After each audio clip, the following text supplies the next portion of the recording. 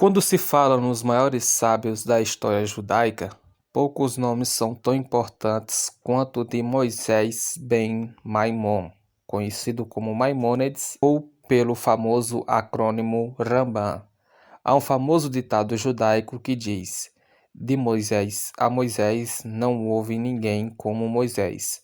O primeiro Moisés é o profeta Moisés, o segundo é Maimônides. Essa frase mostra o enorme respeito que ele conquistou no mundo judaico.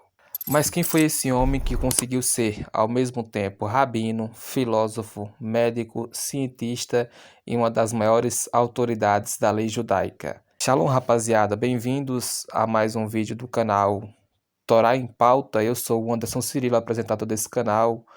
Lembrando que não sou judeu, não sou religioso, apenas sou um estudante do judaísmo, estudante de Torá, lei judaica e etc. Hoje vamos falar sobre Maimônides, um dos maiores sábios do mundo judaico da Idade Média e um dos rabinos mais importantes da história do judaísmo, respeitado até nos dias de hoje. Lembrando que parte dessa pesquisa eu vou deixar na descrição o episódio do Torá com Fritas, onde eu escutei o podcast e terei muito embasamento para a gente estar comentando nesse vídeo de hoje, né? Já sabia muito sobre o Maimônides, mas esse podcast também deu alguns detalhes da vida dele que a gente vai estar falando hoje sobre Rambam. Lembrando que Rambam é um acrônimo para o nome Moshe ben Maimon, né? Moisés, filho de Maimon. Rabi Moisés, filho de Maimon. Lembrando que o pai dele também era rabino. Maimônides nasceu em 1138, depois da Era Comum, na cidade de Córdoba, na região da Andaluzia, então sob domínio islâmico, né? Onde seria o sul da Espanha hoje. Seu nome completo era Rabi Moshe ben Maimon, ou simplesmente Rambam, com acrônimo. Desde criança, Maimônides demonstrou inteligência excepcional. Ele estudou Torá, Talmud, matemática, astronomia, medicina e filosofia, algo raro até mesmo para os padrões da época. A vida de Maimônides mudou drasticamente quando os Almohadas, um grupo islâmico radical, conquistou a região que ele morava. Os judeus passaram a enfrentar três opções: se converter ao Islã, fugir ou sofrer perseguições. A família de Rambam escolheu fugir. Lembrando que ele vivia naquele sul da Espanha, né, onde era totalmente islâmico.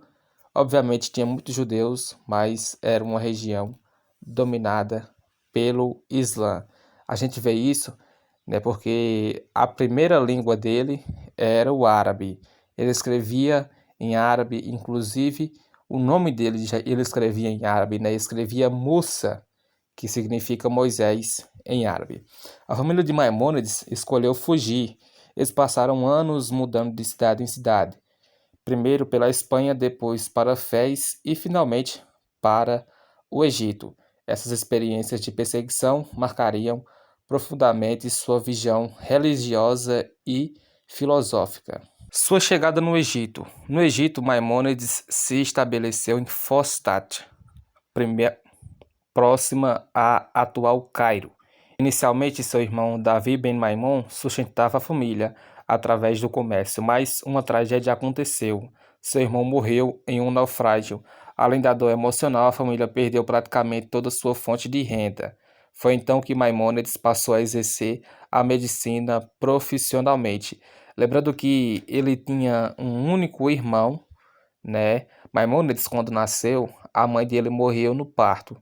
Então, o pai dele, o rabino Zef, casou outra vez, né, e teve esse filho Davi. Era muito comum naquela época que filhos de famílias seguiriam caminhos diferentes. O Maimônides seguiu, foi preparado para ser jurista, rabino, médico, né, ser um cara assim intelectual. Já o irmão dele não, o irmão dele preparado para o comércio e sustentava a família desse jeito. Então aí o Maimônides começou a exercer a medicina profissionalmente, lembrando que a medicina naquele tempo não era tão bem vista igual era hoje, né? A medicina hoje em dia é a profissão mais bem vista, na minha opinião, ela e a dos professores, né? Porque realmente salvam vidas. Naquele tempo não era isso tudo e o médico também não era igual hoje, né? Que você passa anos e anos estudando. Naquela época era considerado médico quem tinha as habilidades para curar pessoas, né? Para tratar doenças e etc. E o Maimônides tem essas habilidades, né? Maimônides tornou-se um dos médicos mais respeitados do mundo islâmico. Sua fama cresceu tanto que ele chegou a servir como médico da corte do sultão Saladino e de sua família. Ele escreveu diversos tratados médicos sobre alimentação, higiene, exercícios físicos, saúde mental, doenças do coração e tratamentos clínicos. Muitas de suas recomendações eram extremamente avançadas para a época, e não só na medicina, né? E também em outras áreas. Como a gente já vê hoje, aquela obra dele, Guia dos Perplexos, é lembrada até hoje, né? Estudada e lida, porque naquela época os alunos dele, como ele já conta na abertura do livro, né? Tinha esse medo. E ele manda aquela carta, quando está no começo do livro, para o aluno dele, que realmente tinha esse medo, né, de ter uma vida secular e ao mesmo tempo acreditar na Torá. E ele é conhecido por fazer essas duas junções, né? Ele diz que tem como acreditar na Torá e também viver a vida de uma maneira também secular, sem acabar saindo do caminho da Torá, né? Porque se a Torá é verdade, as duas coisas têm junção. E até hoje em dia as pessoas têm esse medo, né, de se afastar da Torá para viver no mundo secular. E por isso que eu peguei esse exemplo, né, dele, que muitas de suas recomendações eram extremamente avançadas para a época e perpetuam até hoje. Apesar de sua carreira médica, Maimônides jamais abandonou os estudos religiosos. Sua maior contribuição foi organizar de forma sistemática toda a lei judaica. Antes dele, o estudo era extremamente complexo. As regras estavam espalhadas por Talmud, Midrashim, responsas rabínicas e comentários diversos. Encontrar uma resposta podia levar horas ou dias. Maimônides decidiu organizar tudo, né? Ou seja, o cara já tinha uma rotina completamente cansativa e ainda arrumou tempo para ser o principal jurista da lei judaica, né? Muito tempo foi poupado por os tratados, por os livros que ele escreveu, né? Como Mishneh Torah, para dar um exemplo para vocês. Sua primeira grande obra foi o comentário sobre a Mishnah. Nela, ele explica de forma clara os ensinamentos da Mishnah. Foi nessa obra que ele formulou um dos conceitos mais famosos do judaísmo, os 13 princípios da fé, entre eles existência de Deus, unidade de Deus, Deus não possui corpo físico, a Torá foi dada por Deus, a vinda do Messias, a ressurreição dos mortos. Esses princípios influenciam profundamente o judaísmo posterior e até hoje, né? O cara era tão grande que ele foi aceito por quase todo o judaísmo, por 90%, eu diria. E até hoje, para você ser considerado um judeu, né, um judeu praticante, observante, você tem que aceitar essas leis. E leis essas que são separadas por um ser humano, ou seja, 13 princípios que são bem aceitos no judaísmo ortodoxo, judaísmo rabínico nos dias de hoje. Sua obra mais famosa foi o Mishneh Torah, também conhecido como Yad HaShazaka. Esse livro reúne praticamente toda a lei judaica em um único sistema organizado. Como era disperso essas leis, né, ele estudava e separava em um livro, né, ou seja, separava em um canto para facilitar o estudo e facilitou muito, facilita até hoje, até o conceito das 613 mitzvot, que os rabinos já falavam que era 613 naquela época, mas ninguém tinha atestado. E Rambam foi o primeiro que foi lá, teve esse tempo todo, e ele foi lá e atestou e separou as leis positivas, né, as mitzvot positivas e as mitzvot negativas. Foi o primeiro a fazer isso. Antes dele, os rabinos só falavam e todo mundo acreditava, né? Todo mundo sabia que tinha 613, mas ninguém ainda tinha procurado, ninguém tinha caçado, né?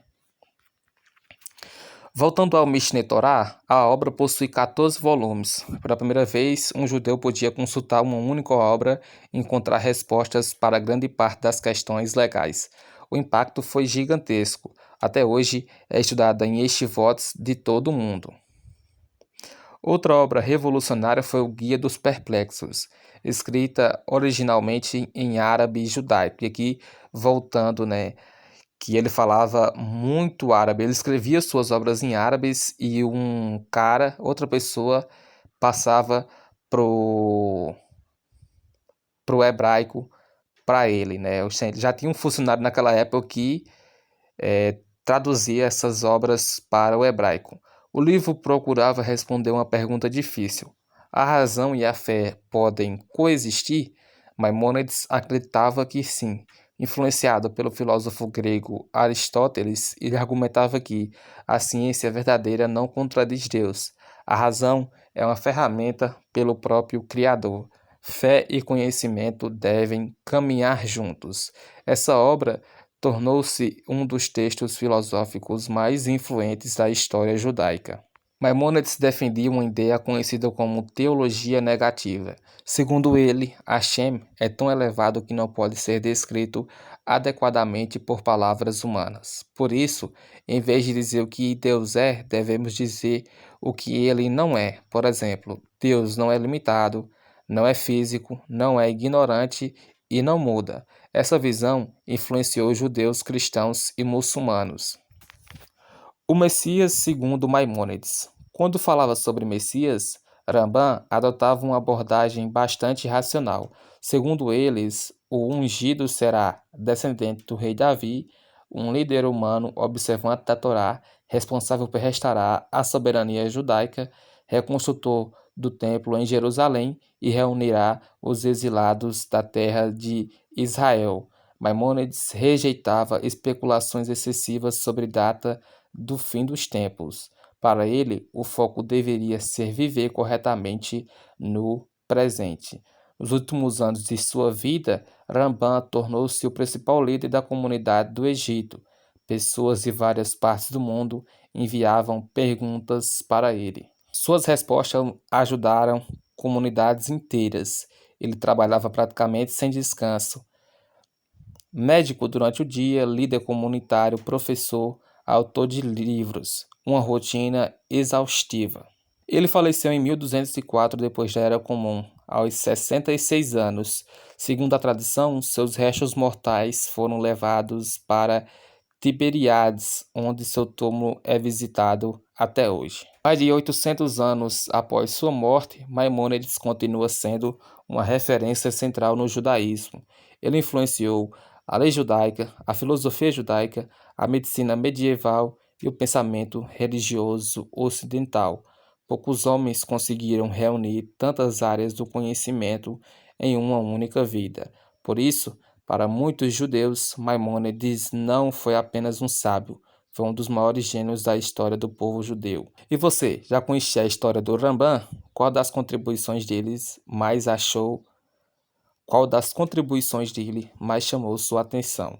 A medicina, a filosofia ou a organização da lei judaica? Deixe sua opinião e acompanhe o Torá em Pauta para mais conteúdos sobre a história, a cultura e os grandes personagens do judaísmo.